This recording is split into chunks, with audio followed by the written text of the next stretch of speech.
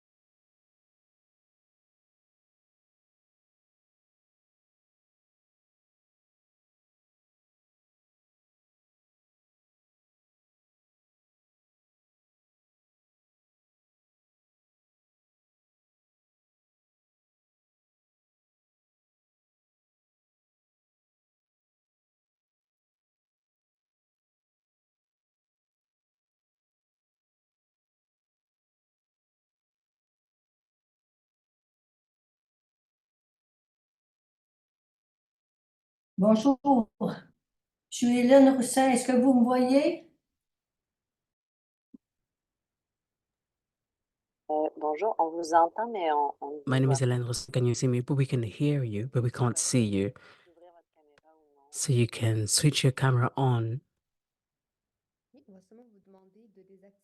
So you will only be asked to unmute yourself during the presentation, and then you can open your mics when comes the time to provide everyone with your feedback. Thank you.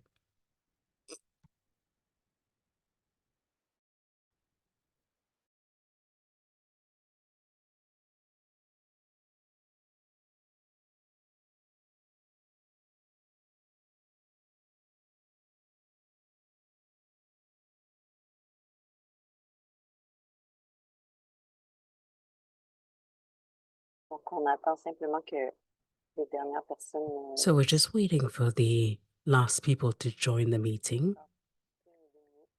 So we'll wait an extra 1 or 2 minutes.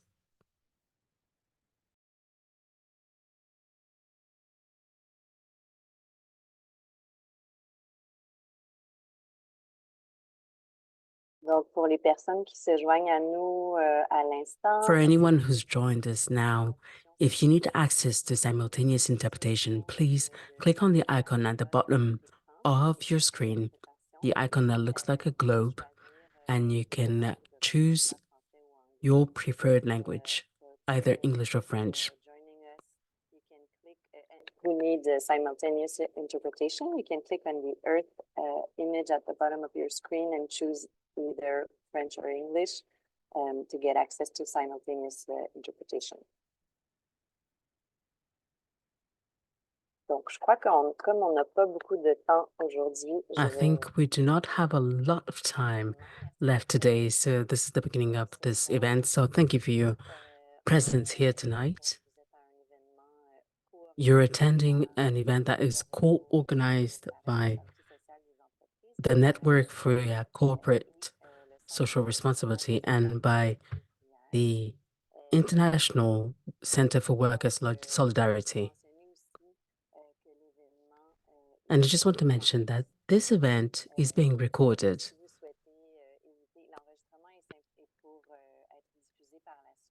And this recording will be shared later. So if you don't want your image to be shared later, please switch your camera off. And you can also change the name that will appear on the screen if you want to remain anonymous while participating. And the title of this webinar is Institution, Investments, and Palestinian Rights. And as an attendant, I'm sure you understand the reason why this webinar was organized. So maybe I want to share a few facts that you already know. But over 35,000 people lost their lives in Palestine during the continuous attack of Israel against the Palestinian territory. And after Gaza was bombed, a lot more people have been hurt, and the International Court has determined that there is a higher risk of genocide, and a lot of United Nations experts are saying that based on available data, we're currently in a situation of genocide, and which is the most severe crime against humanity as defined by international law. First of all,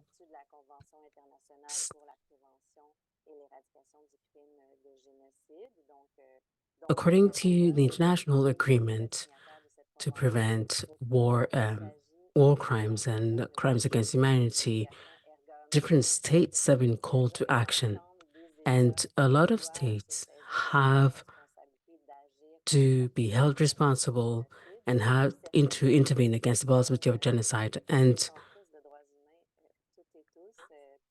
as we are all human rights holders, as just simple human beings, because of our dignity, we have to contribute to the eradication of this crime. And we have to uphold the rights and the human rights of Palestinian civilians who are under attack right now.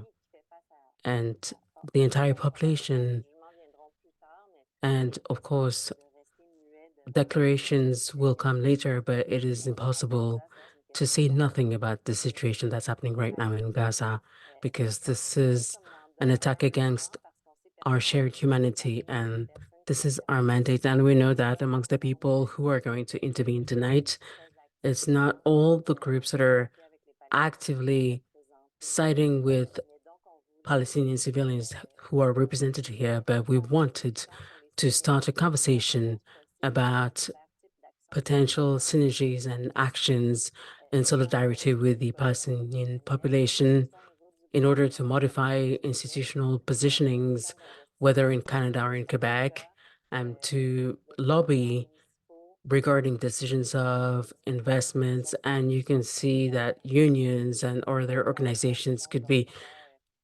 called into action in terms of enacting sanctions to put a more effective pressure on Israel right now. So in the list of actions that will be mentioned tonight, there will be popular mobilization campaign for divestment, and we will ask pension funds to put pressure on industries that are violating the rights of Palestinians. There will be internal pressures within financial institutions to divest and achieve the same goal. There would be there actually is a call to action against the Canadian government for its illegal arms trafficking with Israel, and we're asking for more union mobilization to ask them to implement concrete actions to put pressure on Israel and to put an end to major violations of humanitarian and human rights law. And also, during this evening, we will talk about the entire BDS movement, and many members of the civilian society in Palestine has been asking for actions from other countries. And in the vast array of possible actions, we're trying to see how those different strategies can work together to achieve the same goal. And because we'll see that there is a vast array of actions that are being implemented right now, but a convergence of those actions would be a way to strengthen our different actions And without further ado, we will have the opportunity to have Karen Rodman, who's in Toronto, Canada, who's the Director of Justice Advocate, and you can see her on the screen right now. Kiran Aziz, who's in Norway right now, and we just really are grateful for Kiran's presence because it's midnight in Norway right now. But given the importance of this question, she agreed to participate into this webinar, and she is a director of responsible procurement in KPL.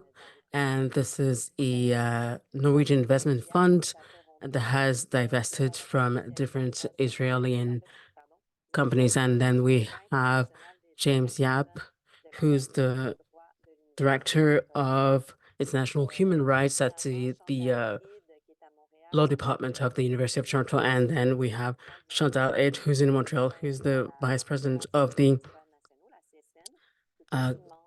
who's also a member of the executive committee of the International Workers' Solidarity Center, which is the organization for which I'm working.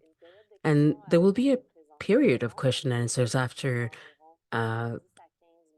those presentations, and those presentations will last 10 to 15 minutes each. And please write your questions in the chat throughout the session, and there will be a compilation of questions. And the only Q&A period that we will have will be after the presentation that Kiran will make, given the time that it is in Norway right now. We just want to release Kiran earlier on, so there will be a specific Q&A session for Kiran after her presentation. So without further ado, Abir, the floor is yours, though. Thank you, Amélie. Thank you for your presence tonight with us here.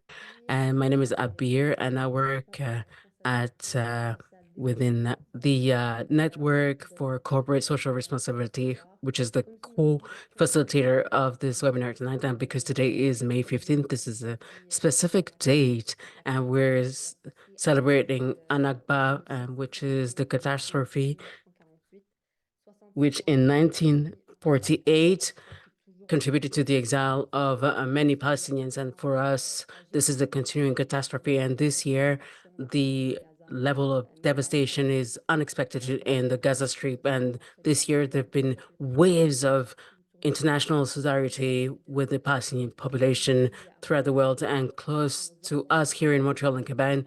And this is something that we can see with all the different actions and calls for divestments on university campus, where students are asking companies to divest from Israeli and companies, and those calls for action are asking university to divest from those companies, and especially at the University of McGill,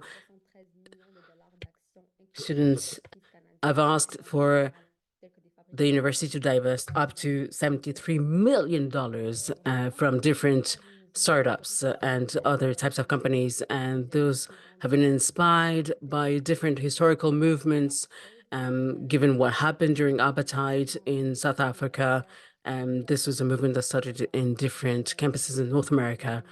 And this is something that also happened with also different students asking for that divestments from fossil fuel companies. And so Israel-specific divestment, a call for actions are not a recent fact of history. And there's been a history of university campus mobilizing to ask for this question. And in Montreal, there's been a first injunction that was sent for the dismantlement of those encampments, and that was refused twice. And we think there will be more pressure for university to start a conversation and dialogue with those students. And this is going to be interesting to follow what's going to happen with this movement. So now Alice Chipo will have the floor and will tell us more about what we want to know about responsible investment and corporate social responsibility, and what was her experience when came the time to think about this specific topic and its connection to the respect of human rights. So thank you, everyone. So my name is Alice, and also work for the Network for Corporate Social Responsibility. And so we really study investment practices always with this perspective of social justice and environmental justice as well. And I just want to specify that in the last 6 to 7 months, the topic of human rights and specifically Palestinian human rights has been a source of controversy in many areas. And this was true also in the world of responsible investment. And the additional challenge was to use the ESG frameworks and responsible investment frameworks and to use them to mobilize them and use them within the Middle Eastern conflict right now, because usually S in ESG should be a way to implement protective measures when there is a risk of a violation of human rights, when there's a risk of using artificial intelligence against workers. We should have safeguards thanks to this S. But what we've observed is complete silence from different stakeholders who are studying right now the connection between investment and the respect of human rights. And it is within that logic that we decided to create a space for conversation, because we wanted to make sure that we didn't want to forget that topic and that we could try to create a mobilization and try to create a new way and a new approach for responsible investments. And I will stop here. Thank you, Alice. And so without further ado, the floor is yours, Karen Rodman, for Just Peace Advocates, because she will also explain the ongoing campaign that they're working on. I just want to say that there's been a very interesting connection between the coalition. So I don't want to give you the details. But so the result was that the Caisse de dépôt de placement du Québec divested from the Israeli company called G4S, and they were one of the main investors in Allied Universal, and which was a major shareholder of G4S. And after this campaign, Allied Universal actually withdrew its shares from G4S. So the Caisse de dépôt et de placement du Québec no longer has any share in G4S. And this is a landmark victory that I just wanted to mention. So Karen, the floor is yours. Shukran, merci. I am pleased to join you on behalf of Just Peace Advocates and also the Canadian BDS Coalition and international BDS allies. It is particularly fitting that this is happening today on the 76th anniversary of the original NAPCA, as we consider together what we can be doing in real time as the ethnic cleansing continues with the continuing NAPCA. In the current context. Also, with the Supreme Court of Quebec's ruling against the injunction that has brought by the McGill administration to have police dismantle the student camp, tonight's program is especially important, especially an important call to those in Montreal, but elsewhere to join in support of the student camps in their calls for divestment. So I congratulate the groups in bringing together this session this evening. As way of background, the Canadian BDS Coalition came together with over 20 organizations from across Canada and Quebec in 2016 after the Canadian government had passed the anti-BDS motion, and as the Ontario government attempted to pass a bipartisan private anti-BDS bill. The coalition has built on the work of member groups such as the Montreal-based Palestinian and Jewish Unity Group. The boycott, divestment, and sanctions grassroots movement is based on 3 demands. Those demands are end the occupation, end apartheid in historic Palestine, and the right of return afforded to the Palestinian people through the United Nations resolution in 1948, Resolution 194. The actual tactics of boycott, divestment, and sanctions support these three demands. The Canadian BDS Coalition and international BDS allies support these demands. And so while boycotts are probably the best known and maybe the most accessible action for individuals to take, divestments target corporations and institutions that are complicit in the violation of Palestinian rights and ensuring that the likes of university investment portfolios and pension funds are not used to finance these companies. These efforts raise awareness about the reality of Israel's policy and encourage companies to use their economic influence to pressure Israel to end systemic denial of Palestinian rights. So in other words, divestments are an act of tracing our own financial links to complicity with war crimes, with genocide, and with apartheid, and for us to use those links as we leverage to expose, to isolate, and withdraw from those harmful social structures. However, key in divestment is actual disclosure. And this is a challenge that we are certainly seeing with the student demands across universities, across Canada and Quebec, and all around the world. There is very little disclosure. In regard to our pensions, and I'm going to spend most of our time talking about the pensions, the Canada Pension Plan and the Quebec Pension Plan are required through legislation to disclose their portfolios.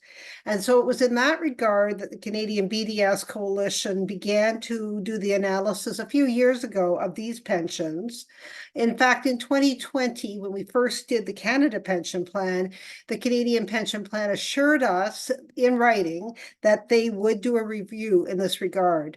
However, subsequently, when they have been asked and confronted even at some of their stakeholder meetings and such, they have conveniently forgotten that promise multiple times.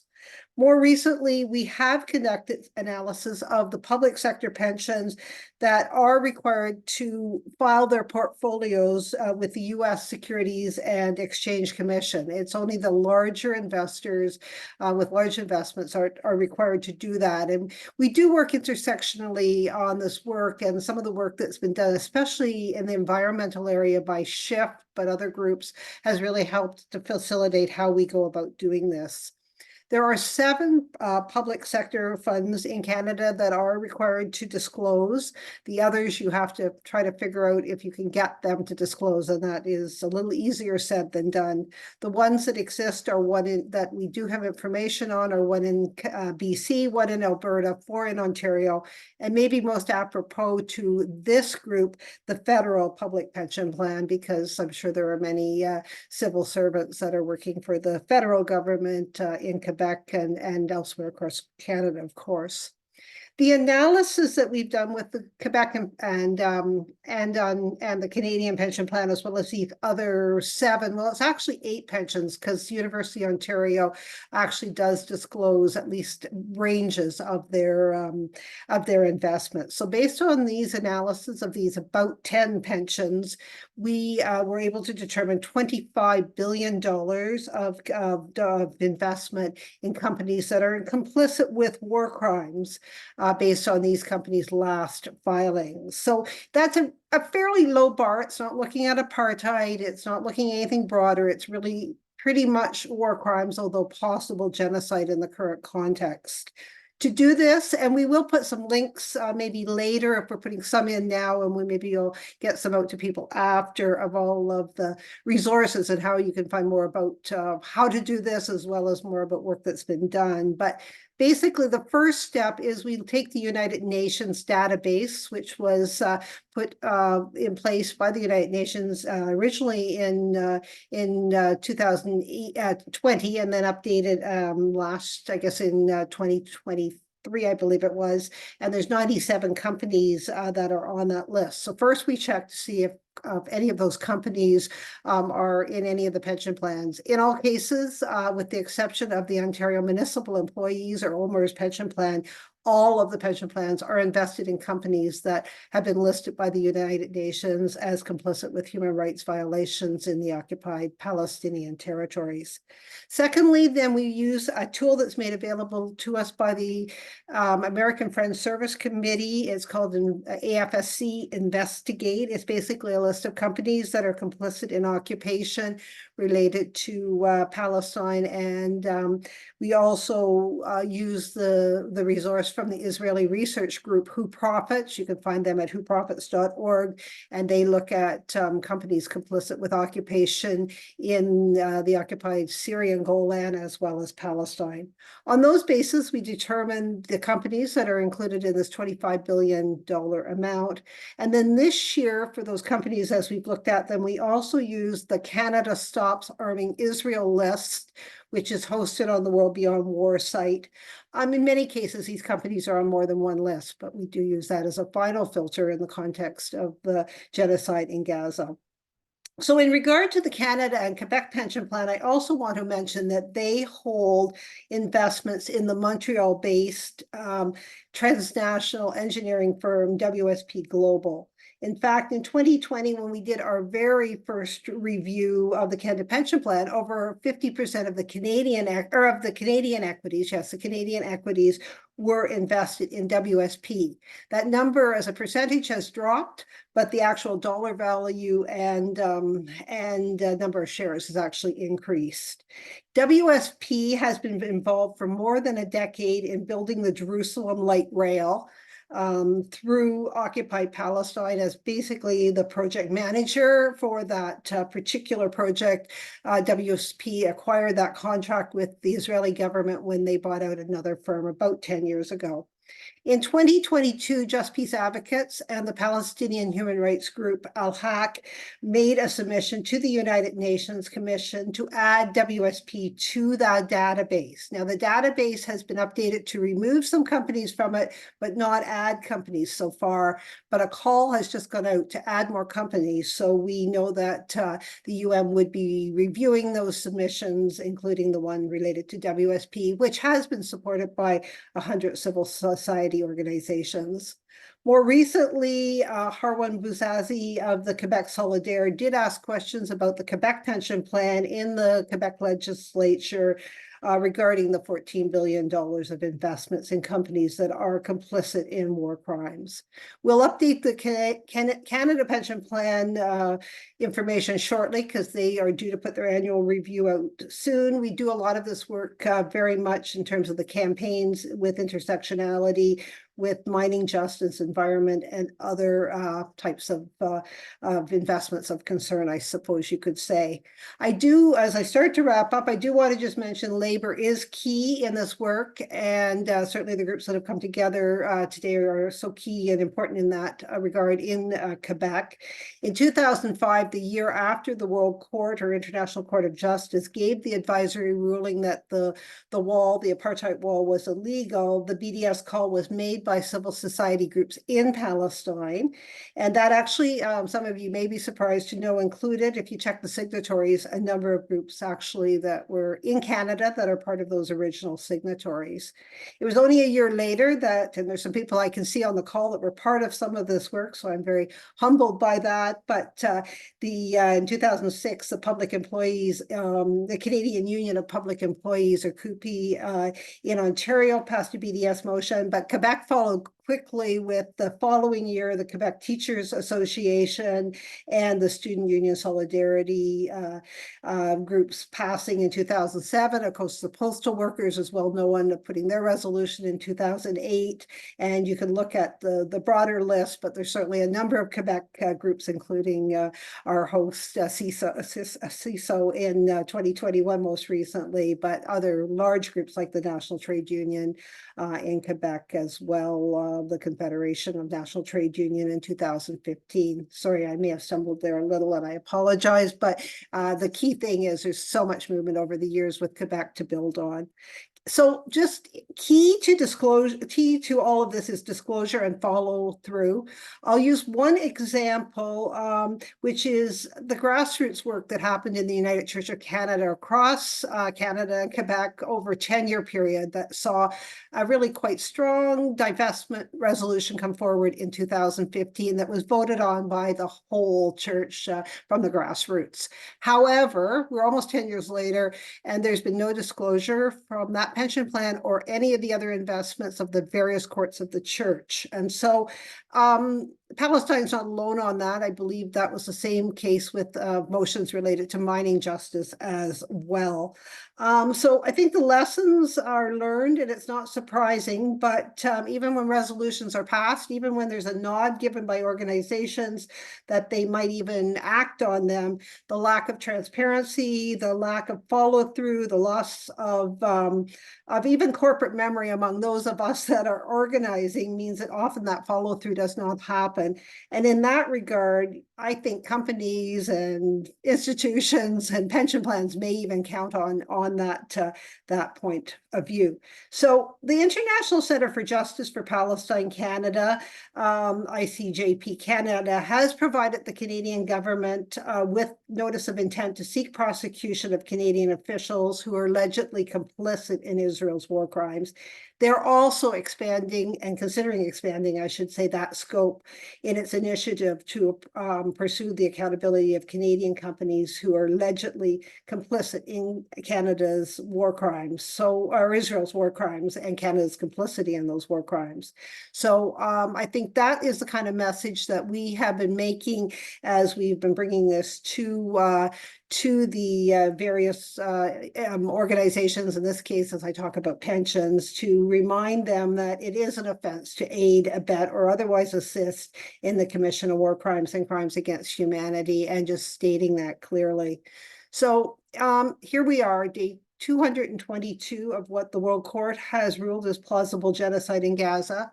And we are awake and ready to organize and mobilize and call for accountability for those that are complicit, but not only those who are complicit in their actions, but those who are complicit through their actual funding.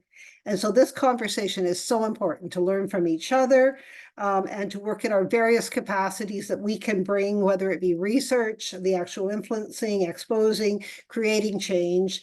And Palestine's liberation is really all of our liberation. So thank you for having me part of the group tonight.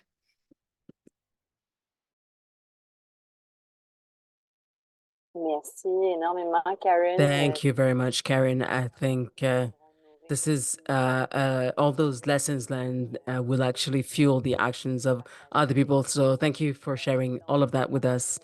And now that we have a better idea of some of the challenges that come with trying to have due diligence respected by companies that are complicit to the violation of human rights, I want now to give the floor to Kiran on the European side, and she will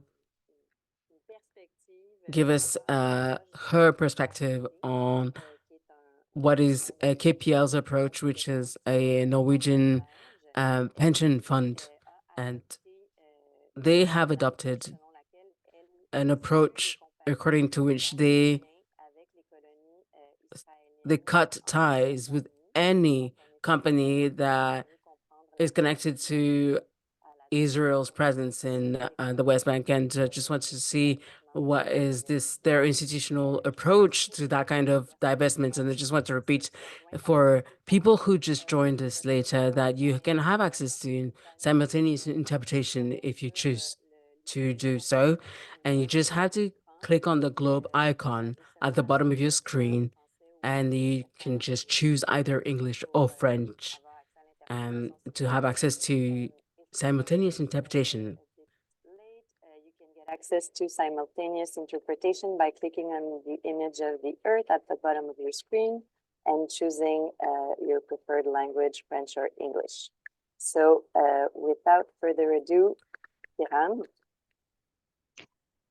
Thank you very much, Mercy, for this invitation, and you. not at least for setting this on agenda.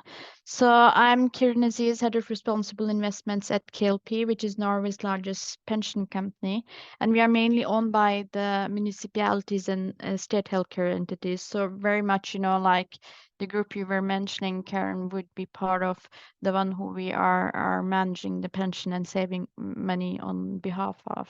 And given that it is mainly pension and saving money which is being invested by us, it is a long-term perspective on the investments, and what we look for is that what would be the long-term value drivers for us.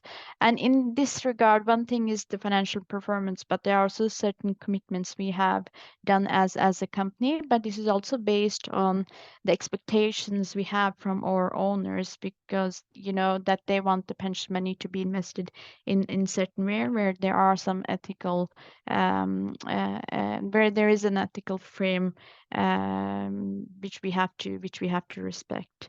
And we have ethical guidelines which pretty much describe the tools we have and how we work. So very, very briefly is that there are mainly three tools we have. The first one is that we engage with the companies and to set the expectation as an owner and try to influence the company's board and the management is the most important tool for us, because if the companies succeed, and this is what we can do, I think we as investor, we can send a signal by telling them these are the expectations we want the companies to work after. And we would like to hold the management and the board accountable, because these are the bodies, and we select the board at the GM, at the General Assembly, and this is also important that the board also take into account the wider stakeholder and shareholder community. And the third one is that we exclude company when there is a quite high risk for violation of some of the ethical guidelines. And in the ethical guidelines, we refer to international law, we refer to such as basic human rights, to mention some of the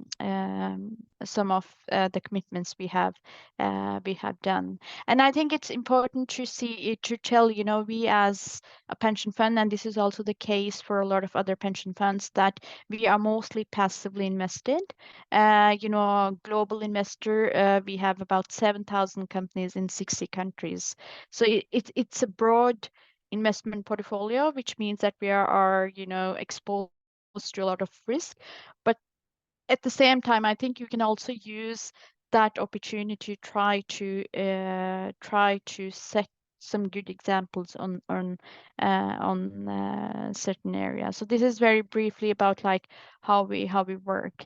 And when it comes to what are our expectations, especially in conflict areas, and I can tell that historically KLP has been working responsible investment for more than 25 years, and the exposure and risk for human rights violations has been a quite important priority for us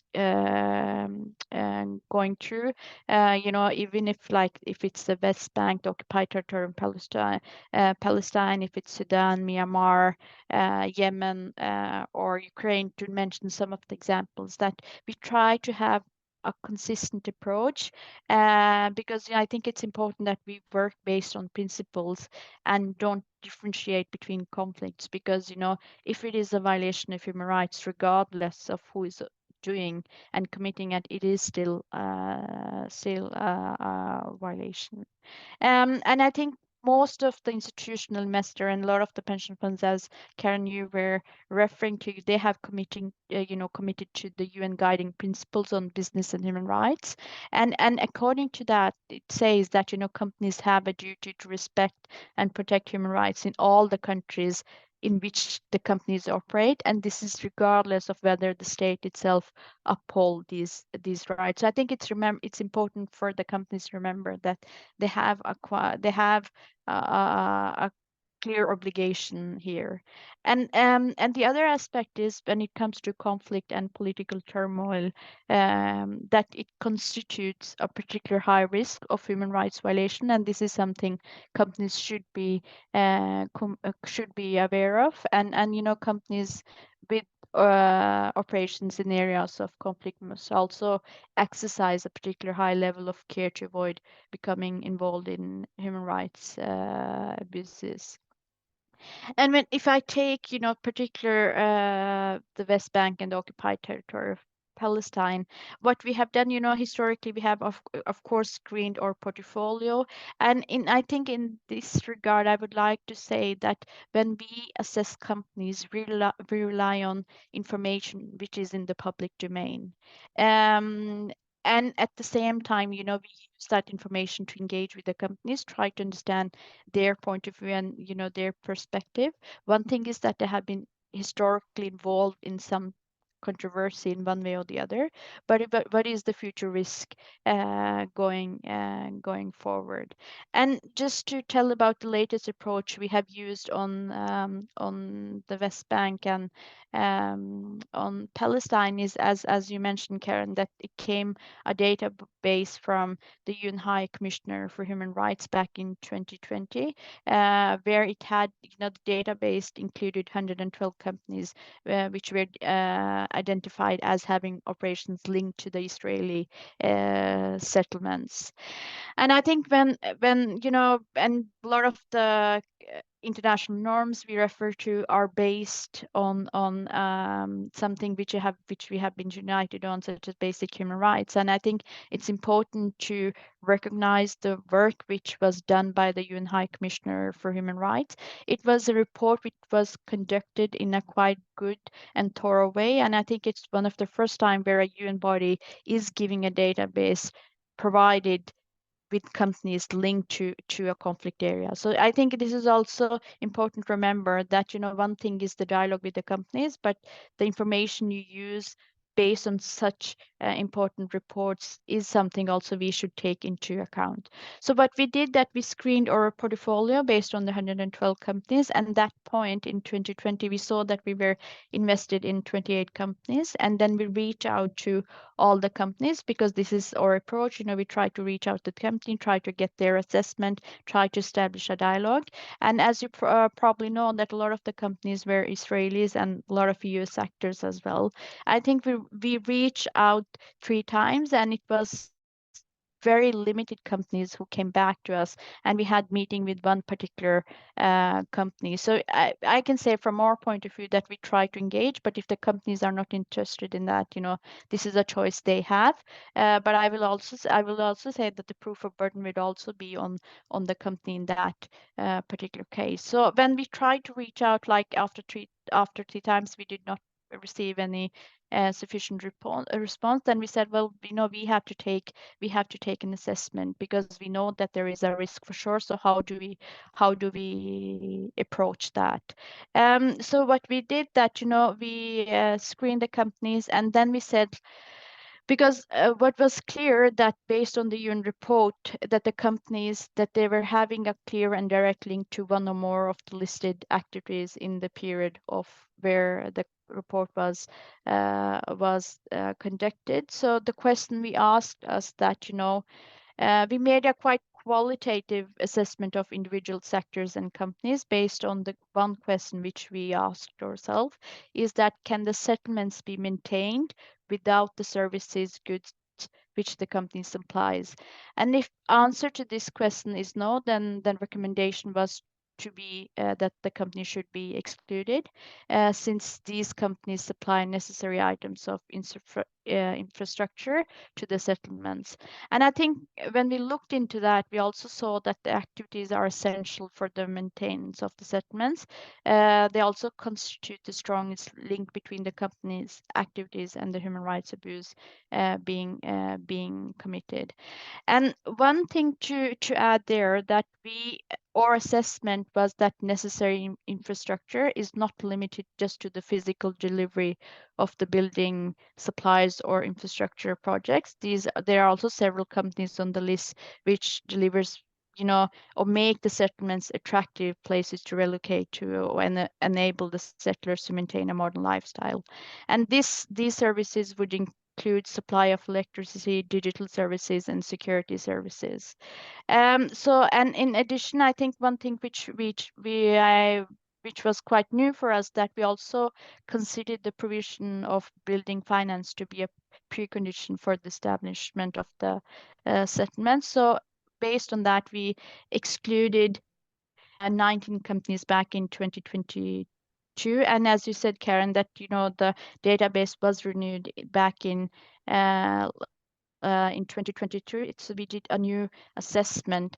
And due to the war, ongoing war in Gaza, we have still some investments in Israel, and we're reviewing all the companies. But I have to say that it is quite difficult to get information, reliable information. One thing is that that there is a risk, but to try to show a clear link between the company's involvement in the human rights violations as such and their activities. And you also mentioned that, disclosure has been a quite challenge. And I think this is where KLP might have a different approach, because transparency is quite important for us, and we demand transparency from the companies. And I think it's important for us investors to live up to the same standards. And this is the reason for why, when we exclude a company, we give a quite thorough assessment on why we see as a risk for human rights violations in a public domain. And I know that Abir, you shared the link for the decision we did, and I think one of the reasons for why we use so much time on publish these exclusion document is also to inspire other investors. It's also to show the companies where we draw the line between what is acceptable and not acceptable. Because, if the companies, I think if they really see that this is how the investors are looking into, and the purpose for us is try to set some standards for accountability. And I think this is important especially when we have such kind of exposure. So, and I have to say, it requires a lot of us, because then the easiest path would be to just set the companies on an exclusion list and not give a thorough assessment. But at the same time, I think the value of exclusion is in that disclosure which we do. And it is just it is a breakdown of compliance with the humanitarian law. And I think it's very difficult for us as investors, because we can take the accountability which is on our side. We have to make sure that we have set that we have some commitments, and we can try to hold the companies accountable. But I think we also need to remember that the governments and the states are the main bodies here to try to protect human rights. And if they are not living up to these commitments, it will be very difficult for the business community and the investors to do so. But again, and when it comes to Gaza and West Bank, I think there are more companies present at West Bank than there are in Gaza, at least the listed companies, as a lot of the pension funds invest in. So this is an ongoing assessment for us, and we are trying to gather as much information as it is, but getting access to sufficient information is quite difficult. So, and like I said, we could have also said that all the companies which are on that list, we could use that as say, and we will exclude them. And I think, but like I said in my introduction, that we as a global investor, we have to be consistent, because if we use one approach in one conflict area, we also need to make sure that we can live up to the same standard. And this is why we try to set the bar, but at the same time try to make sure that we can live up to the principles. So I think I will stop there. And if there are any questions, I'm more than happy to answer. And I'm very glad that you shared our decision. And please have a look. We have also done similar exclusions on a lot of the weapon companies, because I think it's important to remember that it is primarily weapons which are being used in the war, and there are some big actors which play a role there as well. So Thank you so much, Kiran. It's impressive to see such a big global fund to have such a commitment for human rights and to act proactively to enable to put pressure on the states that don't actually respect human rights. Est-ce qu'il y a des gens qui auraient des questions? Parce que Kiran Do we have people here who have questions? Because unfortunately, Kiran will have to leave earlier. Like we said, it's after midnight, almost 1 a.m. in Norway right now. I don't see any question asked. There is one.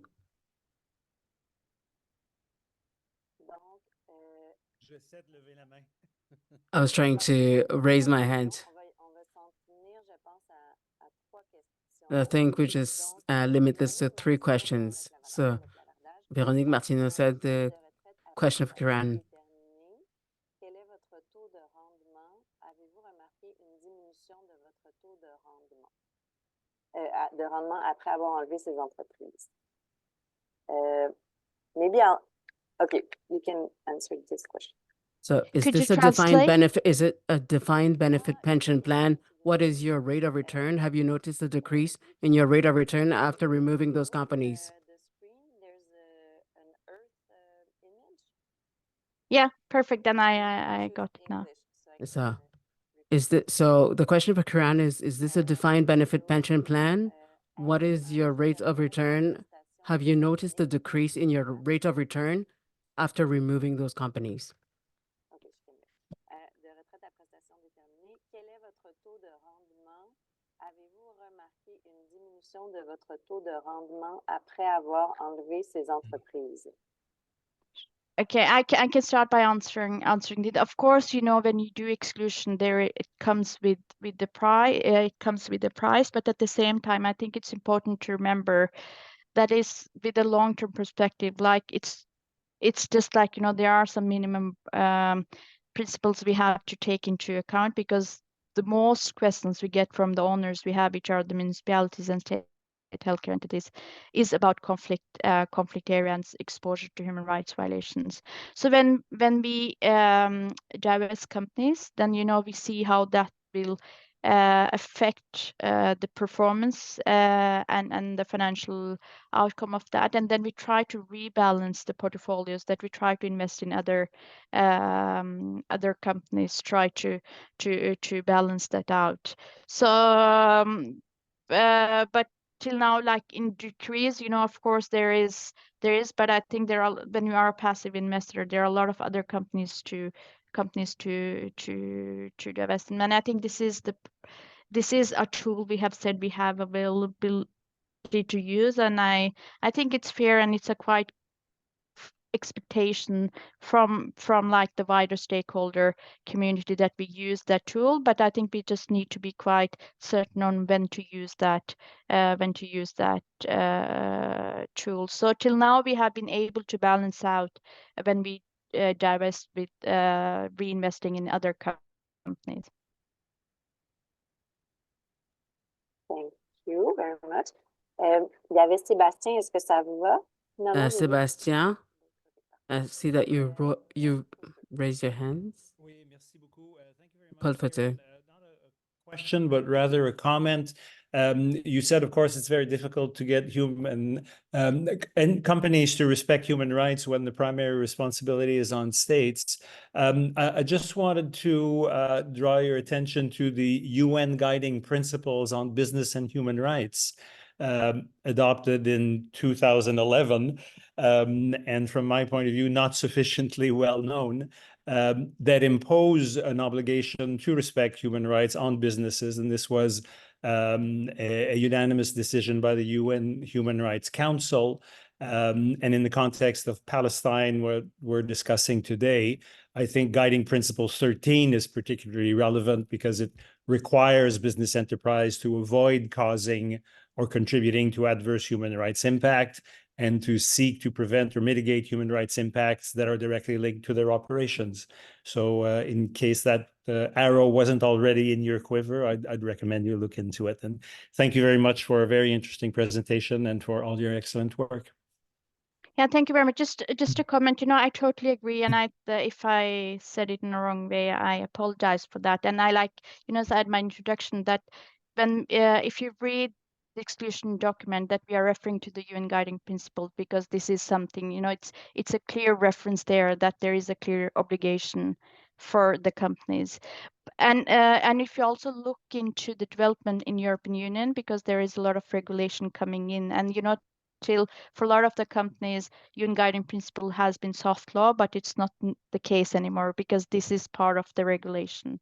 But I think my point was that we can do what we have to do, but at the same time we also depend on that the states, they also take that responsibility, because there are different, we all have different tools, and I think it has to be a dynamic between these between these tools, because the practical thing is that the stock exchange is an open marketplace, and even if we divest, some other can buy the same shares. So we can take the responsibility for us as a pension fund, but it's not necessary that the company will have any impact apart from negative reputation damage. And when we divested back in 2020, we got a lot of media attention. I think this was also a good way by try to hold the company's accountability.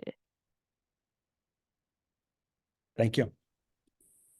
Thank you very much, Kiran. I think we'll be able to let you go since it's so late in Norway, but thank you so much for all the insight on how to put pressure on those companies and how to have a positive role as a global investment fund on human rights and international law.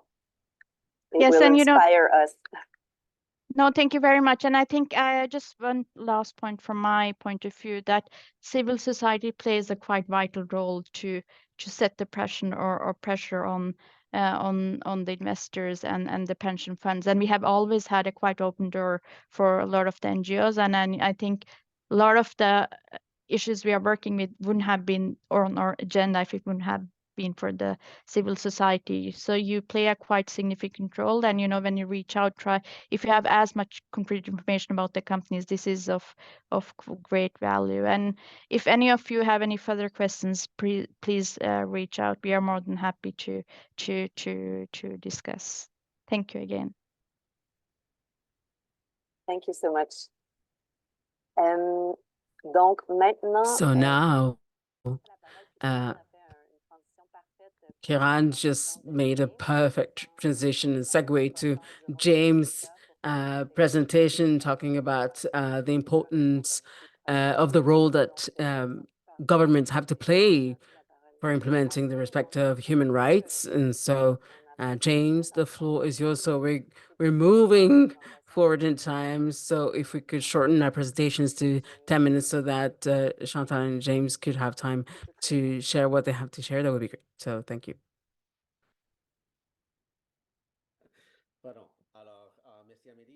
So thank you very much, Amélie, and I will do my best to speed up a bit. So the very important element of support that Canada is giving to the genocide that is perpetrated by Israel in the Gaza Strip. This is the element of military support. And this is the fact that we are exporting arms to Israel. And this is within that context that I'm speaking of today. And because there was an action that was started by a coalition of NGOs and by Palestinian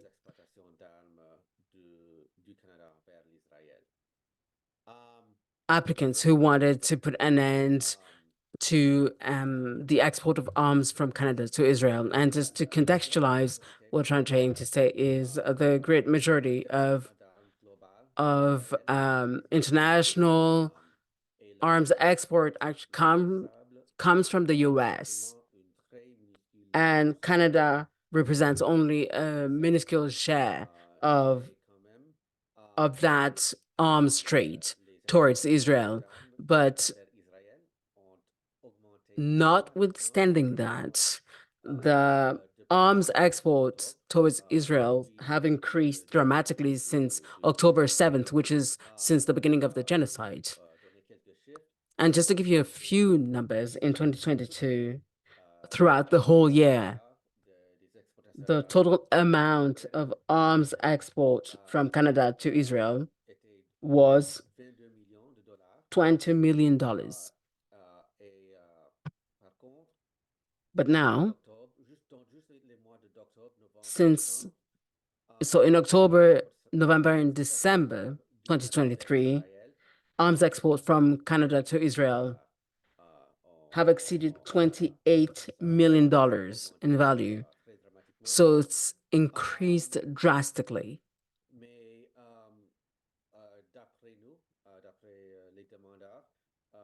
But according to the applicant, any arms export to Israel, given the current circumstances, is illegal.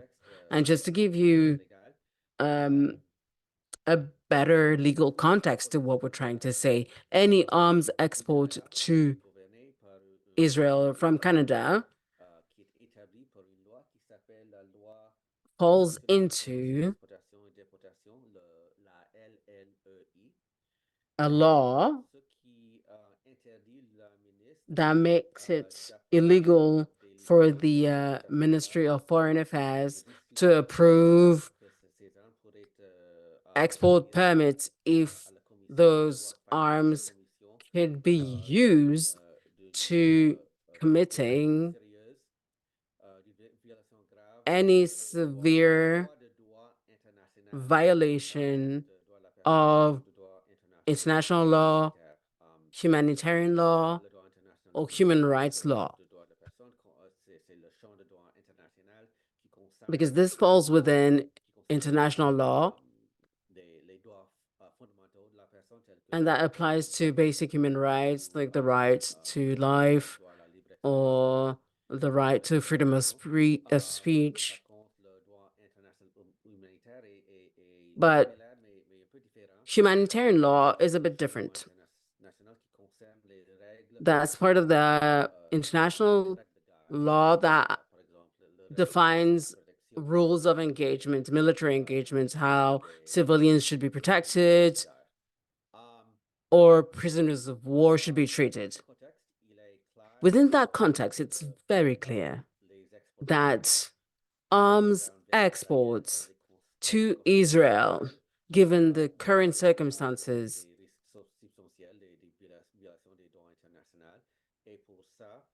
represent a high risk of violation of human rights, human law, international law, and humanitarian law. And so granting export permits for arms destined to Israel are considered illegal. So this is why we asked for those export permits to be terminated. And this coalition includes 2 NGOs, one Canadian, so Canadian Lawyers for International Human Rights, and the other one is Palestinian, Al-Haq. And also, we have 4 individuals, and they're all of Palestinian origin, 2 male, 2 female, 2 are Muslim, 2 are Christians, and we're trying to create a sense of balance that way. And we also received the support of a legal team. And I would like to recognize the contributions, the major contributions of a lawyer who is a participant today, who's just asked a question and who actually connected with us while driving, which shows his dedication to the Palestinian cause. So he's an incredible member of an incredible team of lawyers who are supporting our application. So we filed the application, and as you know, there was a resolution that was adopted that was asking the government to put an end to any arm export to Israel. And after that, the Ministry of Foreign Affairs, Jolie, announced that any new export permit for the export of arms to Israel will not be granted. But this is very important. And of course, it's a huge improvement. But for us, this is not enough.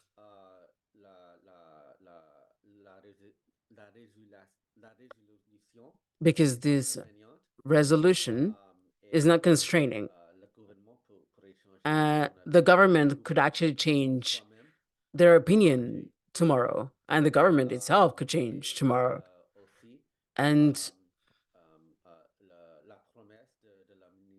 the promise made by Minister Jolie, so she said that the government will not issue any new arms export permit to Israel. But she said she would not cancel or suspend previously issued export permits. And also, this does not apply to arms exports to Israel that would transit through the US. And we believe that this is the majority of the arms export trade from Canada to Israel. Given that situation, we will continue our action, and we hope we will obtain a constraining order that will stop the government from issuing any arms export permit to Israel. And also, what we want to do is we're trying to gather data and collect stories of Israeli atrocities committed in the Gaza Strip, and that would be the first time. And we hope that the federal court will issue a declaration that would be both important and historical, showing that there are major and severe human rights violations that are being committed by the Israeli armed forces in Palestinian territory. So I will stop here, but I just want to say that we want to invite any organization that would like to participate to this legal process to contact us if that is something that you would like to be a part of, if we want to become an applicant in this process. James, would you actually like to share your email in the chat box? Yes, I will do that immediately. Thank you very much, James. Yes, Alice. Just a comment just to thank James, but also to say that what is interesting in the ongoing processes that actually they've been happening in different jurisdictions throughout the world. So there is a movement of solidarity throughout the world, and just using the different jurisdictional tools that exist to hold states accountable in their arms exports, I think is very important. That's something that was shown and seen in France, but also throughout the world, just to create a space where the voice of the Palestinian people can be heard. Thank you very much, Alice. Thank you, Alice. Thank you, James, for this collective mobilization to lobby the government, and I think that's both very important and inspirational to continue the struggle. So speaking of other actions and mobilization, of course, we have to take into account union mobilization and workers who can work in synergy with all those actions that have been presented to you today. So without further ado, Chantal, the floor is yours, and who is from the Conseil Central du Montréal Metropolitan with the CSN. So thank you very much. Good evening, all of you. So first of all, thank you for inviting me and giving me the floor to talk about union mobilization around the Palestinian issue. And I just really want to represent the Conseil Central du Montréal Metropolitan because this is where I am, because I was elected to work there. So I wanted to just to highlight that they have a long history of solidarity with the Palestinian people. As early as 1969, the Central Council asked the CSN to support the liberation struggle of the Palestinian people. In the years that followed, we helped organize an international workers' solidarity conference during which the Palestinian cause figured prominently. Over the years, CSN affiliated organizations have adopted numerous resolutions of support. We support organizations and we become members of coalitions that also demand justice for the Palestinian people. We publish articles in the Confederation's various newspapers, as do some other unions, such as the SAQ Store and Office Employees Union. In 2015, CISO, the International Center for Workers' Solidarity, that brings together a number of unions in Quebec on the basis of their willingness to participate in international solidarity actions, CISO has been organizing a training course in Palestine. Representative of CSQ, FTQ, and CSN participated to the training course and had the opportunity to meet with Palestinian unions. And they were able to relay to their members, when they came back to Quebec, some of the requests of those Palestinian unions. So building on this history of solidarity, and this was a brief overview, it was building on this history of solidarity. On November 1st, we adopted a resolution in support of the Palestinian people and in support of the struggle that they've been waging for too long. This time, we invited the unions affiliated to the Central Council to adopt positions of support and to take part in the demonstrations that were organized. Several affiliated unions have done so, some taking part in demonstrations organized by the Palestinian Youth Movement, some organizing demonstrations based on what they have done and what they want to achieve. And since the beginning of October, the CSN has adopted several resolutions of support, both at our most recent Congress and at our councils.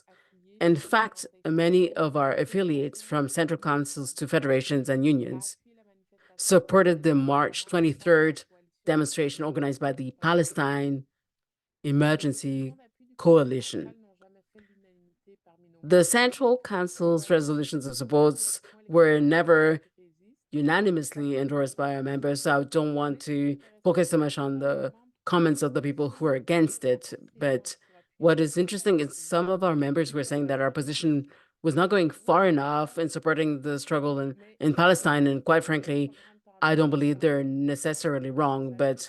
And I think there are two major trends within the Central Council. So one group who wanted a stronger support given the severity of the situation, but there was also another minority group, but that is very vocal, who opposes any denunciation of the actions of Israel. And then there is the majority of people who just does not want to criticize Israel. But that being said, thanks to the content of this resolution, we managed to take a supportive stance earlier on. And because we already have a number of positions that point in the direction of a lasting peace and respect for the Palestinian people's fundamental right to self-determination, we were able to have some freedom to act as the situation developed. And the goal was also to call on our affiliated unions to take action and adopt a position, because the resolution was had a wide range of action. It gave us free rein to call on the CSN and other allies. So at first glance, you can wonder, why do trade union organizations get involved in this struggle for Palestinian rights? So for us, it is obvious. The workers' movement must be international, and everyone's struggles are our own. Those who exploit us here, those who trample on our rights here, are those who exploit and trample on workers' rights everywhere, and the Palestinian people are no exception.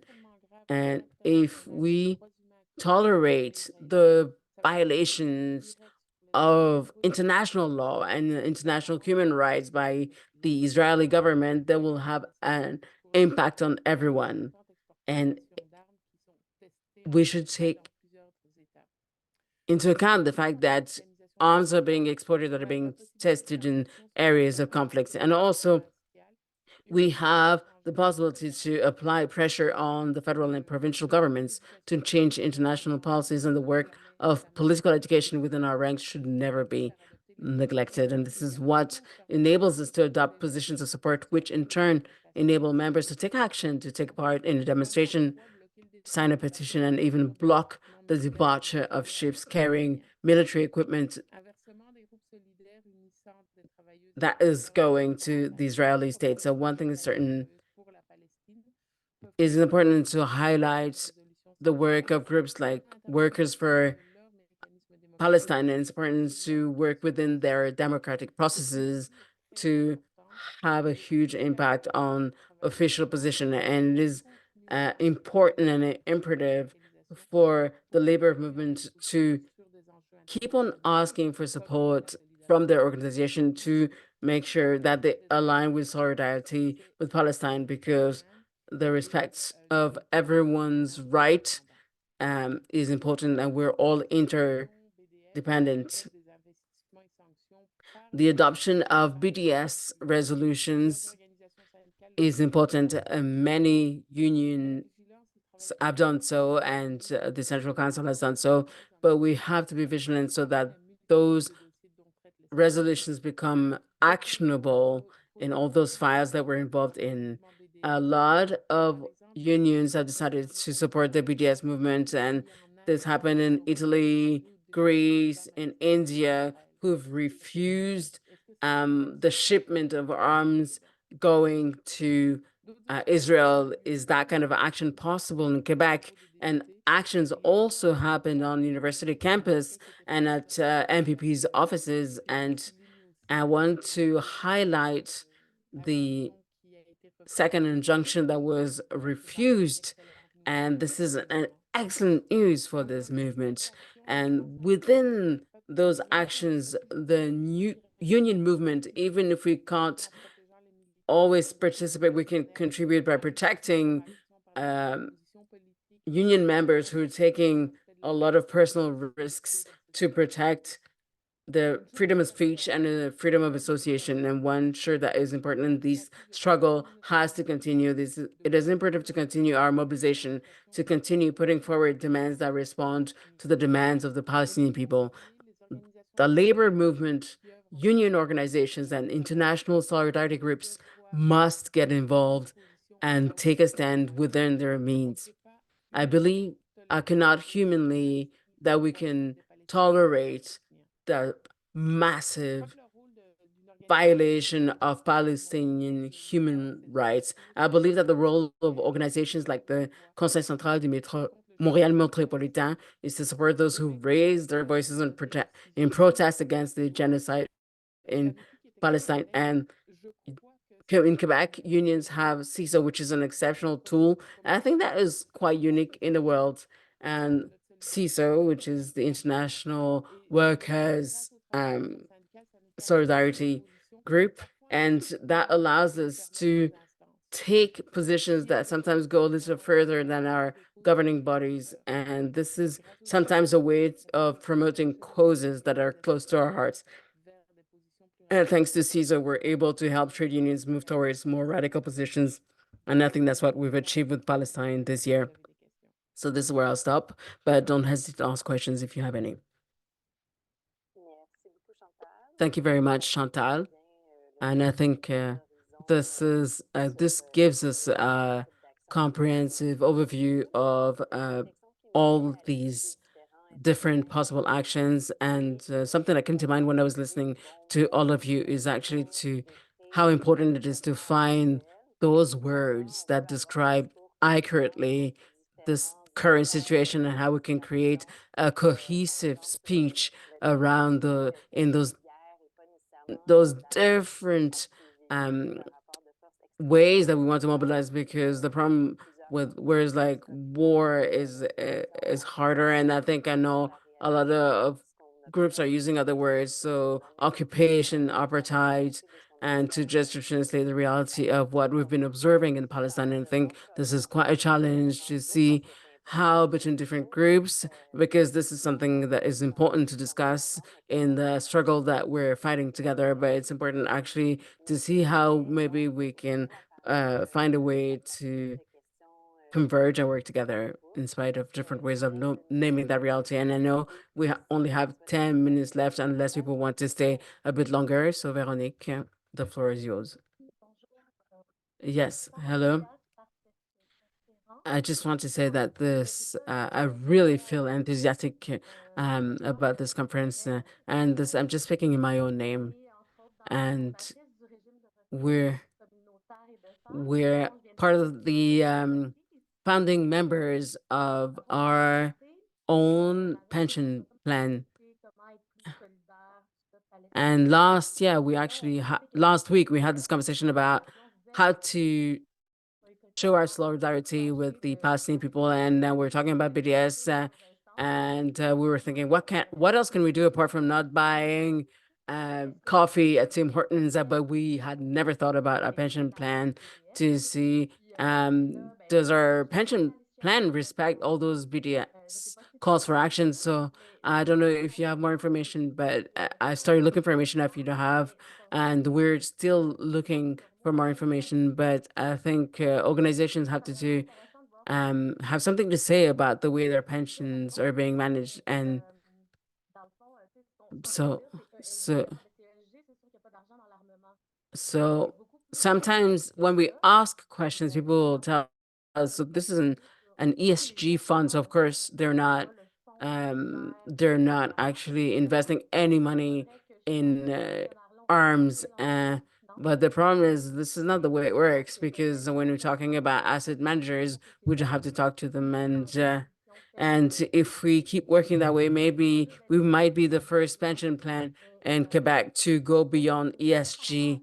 And so the question I had about KPL, because from what I understood, they're not implementing BDS actions. So I just wanted to know if it was the list actually of excluded companies. I wanted to know for KBL if it was how they were doing this, and I wanted to know if CSN wanted to act the same way, because even if some of those companies are ESG, it doesn't mean that actually they're not involved. So the first question I had is, can we have a pension plan that is actually ruled by the BDS actions? And I understand it's very complex to follow through with investments. So this is a question I had. So thank you very much, Veronique. This is an excellent question. This is actually a good way to think about prospective ways of thinking about this. But before Sébastien speaks up, I think Mirat Mathieu wanted to speak for 1 minute. Thank you very much, Emily, and good evening, everyone. I just want to say it's a pleasure and a joy to share this platform with you. And we talked about this, and we decided this was a great opportunity to introduce you to a new coalition that will be launched today in Toronto in person, and it's called the Palestine Impact Collective. And you can go, you can actually go online, and we can share the link with you. And you can actually go on the website and to see what's happening on LinkedIn as well.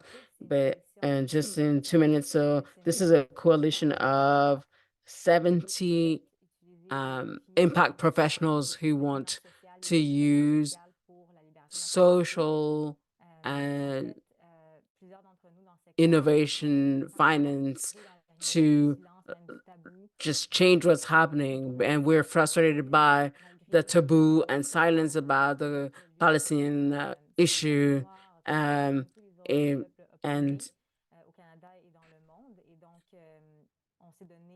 so we've decided to mobilize to influence institutions in our fields, foundations, impact funds manager, pension funds, so that this question could be taken more seriously, and we could start asking ourselves the questions of what the money is used for. And we're really inspired by the student movement as they're asking universities to divest and invest in different ways.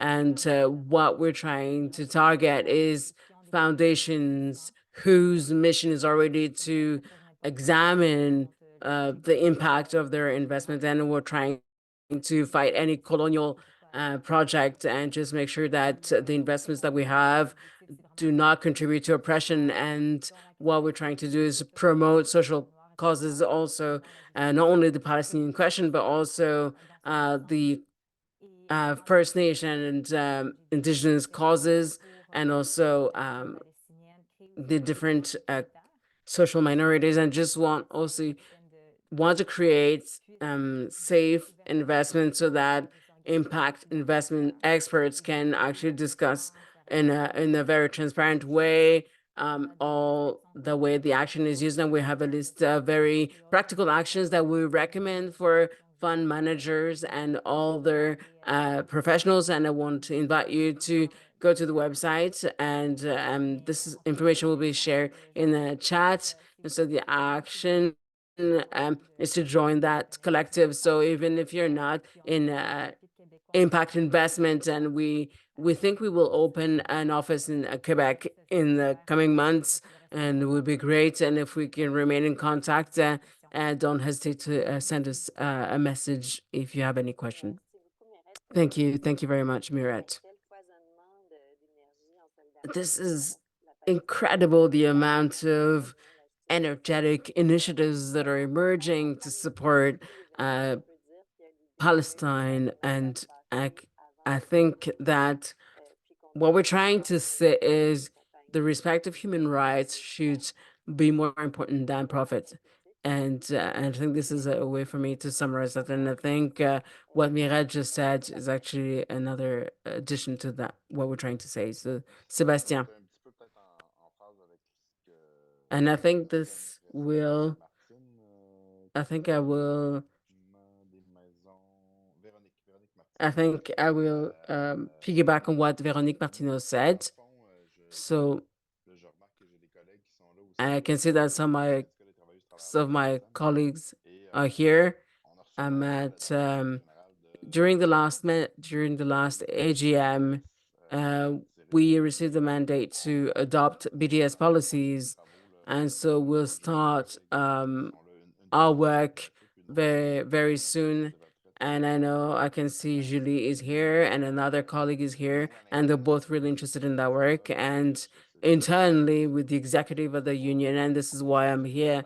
The question that we ask is the question of feasibility, and we had conversations with people who had already adopted a few years ago different policies that already existed, and they had defined indicators to determine how pension fund managers could have more ethical investments. So how can we go beyond what is generic and define something that is more precise, and maybe identify a company that can be found in different pension plans? So this is why it's hard to reach that BDS target. And so I will go through all the websites that have been recommended, and know that KPL actually went quite far in terms of investment fund. I don't know, but I understood that if they were working with municipal workers and with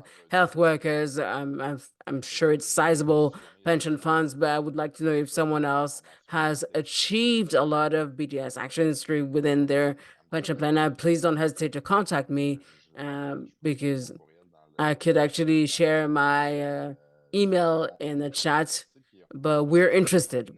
We want to get more information to fuel the work of this committee that is going to work on that more deeply, because we want something that is actionable. We want an outcome, and so I'm really open to that. If you have that expertise, here is my email in the chat. Thank you, Sebastien. Thank you.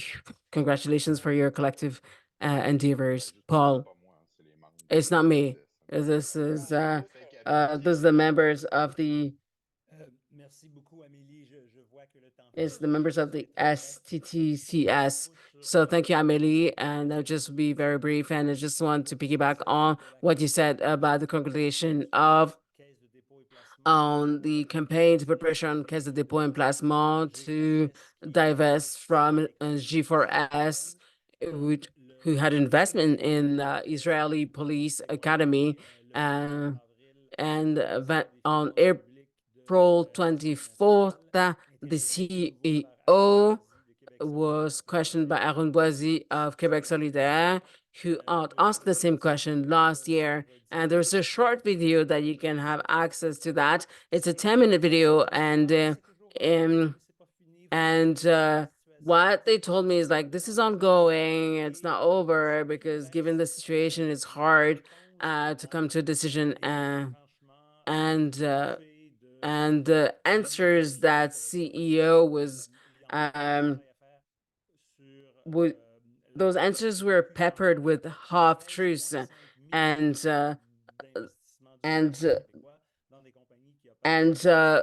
Caisse de dépôt still has up to $13.5 million invested in the colonies that are occupying Palestinian territory, and I will be really glad to share information so that everyone can participate through this fruitful conversation. Of course, we're interested in having that conversation to just clarify our objectives and set more precise objectives, and we can share that information with other groups who can use that to fuel their own actions. And connected to Sebastian's question, is there anyone who has an answer?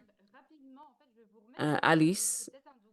So what I will do is I will share again, maybe share a document that might have been shared with you previously, but maybe it's important to browse through the document again. So let me do that. I will just share the document both in English and in French. And this is a series of actions that can be implemented depending on the role and position that you have within your organization. And this is a document that you can read in terms of what are the actions that you can implement initially to try to have a positive impact on the Palestinian situation. So if you are a institutional asset holder, and I just say, because I call it conflict, but it's not a conflict, so I should pay attention to the word I'm using. But if when you want to interact with the asset manager, so what we recommend is start a conversation with your investment committee. Just double check your investment policies that mention the protection of human rights. So just making sure that you have a section that determines the protection of human rights is very important. So start a conversation with your asset manager to understand of if the manager or their organization has practices in terms of protecting human rights, and given the information on BDS lists, if don't hesitate to implement an exclusionary practice for companies that are operating in Israeli colonies. And also you can join international calls for a ceasefire, but just make sure to work with organizations that are respecting Palestinian human rights. And so what I want to say, Sebastian, is that you can contact us because we've actually designed tools like responsible investment guidelines. And if you need even sporadic advice, don't hesitate to contact us. But what we're trying to do is to promote best practices. And I will stop here because I think it's 7:34. So thank you very much. It's really impressive to see that everyone remained until the end of the event, even if we went over by a few minutes. And I just want to thank particularly Awa, who's the interpreter, and I don't see her last name, but Awa, who is in charge of the interpretation and who's the interpreting from English to French throughout the meeting. So I don't want to sum up everything that was said, but what I'd like to do is I'd like to send you a follow-up email with all the links that were shared in the chat box, and maybe with all the information that Mr. Photo mentioned about the interview with Mr. Aymon.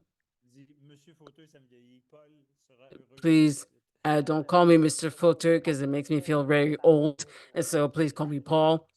And so I was trying to be polite and not discriminatory. And so we will just keep you informed of all the information that was shared today, and maybe of very practical actions that you can support either individually or at the level of your organization. And I think I want to thank you for your enthusiasm, for your desire to mobilize, and in those moments that are very difficult for Palestine. Sometimes we lose hope, but seeing all of you here tonight is a source of hope and a source of motivation to continue the fight. So thank you, everyone. Thank you to anyone who's participated to the organization of this event, and will keep moving forward. And I just want to thank all of you,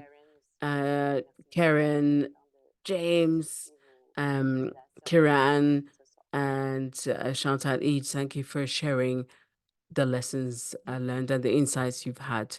Thank you. Thank you very much. Thank you, everyone. Goodbye. And yes, to answer your question, of course, the recording will be sent to everyone who's participated. Thank you. Have a great evening.